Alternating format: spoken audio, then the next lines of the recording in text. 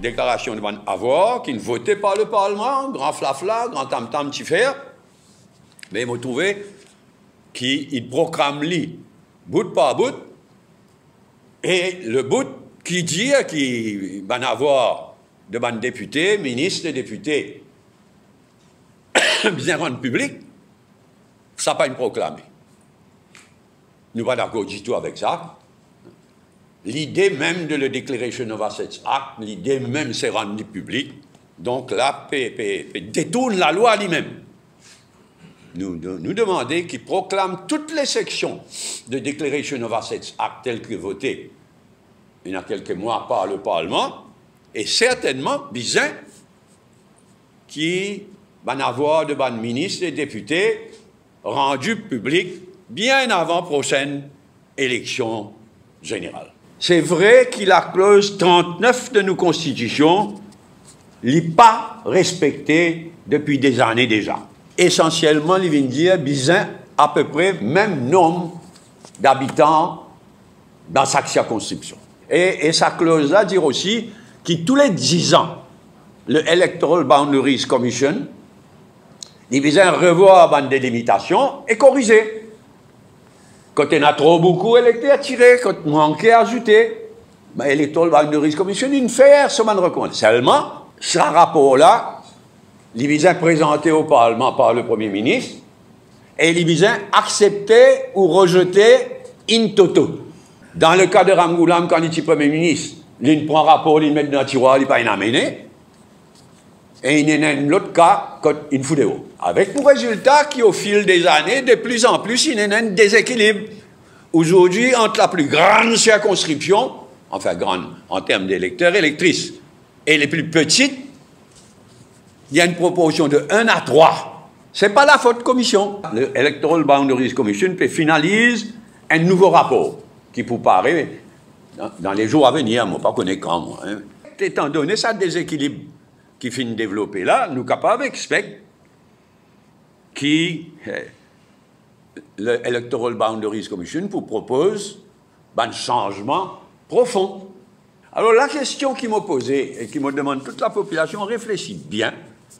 La question qui m'a posée, c'est est-ce qu'il est déjà trop tard pour qu'il y ait un nouveau rapport de Electoral Boundaries Commission là, approuvé et appliqué avant les prochaines élections générales.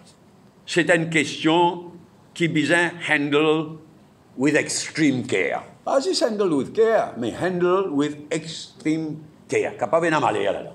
Le MMM a proposé qu'après l'élection générale, nomme un nouveau select committee du nouveau Parlement pour qu'il ce select committee-là revoir nos systèmes électoraux globalement.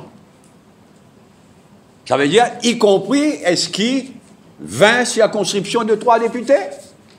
Ou bien 40 circonscriptions de 1 député, comme on l'y était? Ou bien 20 circonscriptions de 2 députés? Tout cela est possible. Tout cela, il est dans le passé à l'île Maurice.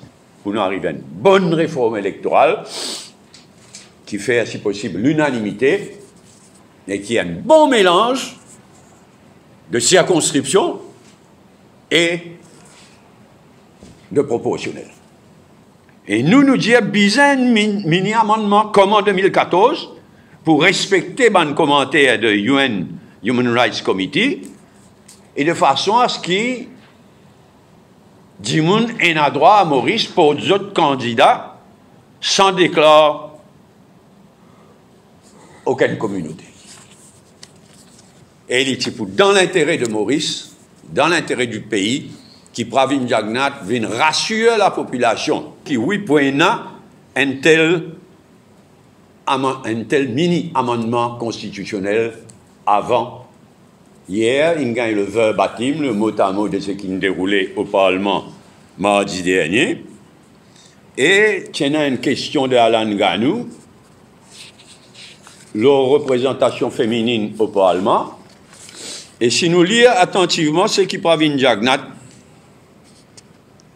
il répond, il donne clairement l'impression qu'il est pour servir élection partielle pour retarder élection générale et faire élection générale après le 22 décembre. À un moment donné, on peut discuter réforme électorale et lui dire « Let us see what happens. We still have time. Parliament will be sitting. » Et le bout qu'il a ajouté, « Parliament will be sitting » et il a ajouté « and I can assure the honourable member it will be sitting for quite some time. » Il peut servir comme prétexte élection partielle pour faire élection générale après le 22 décembre, et pour nous, il est très mauvais pour le pays.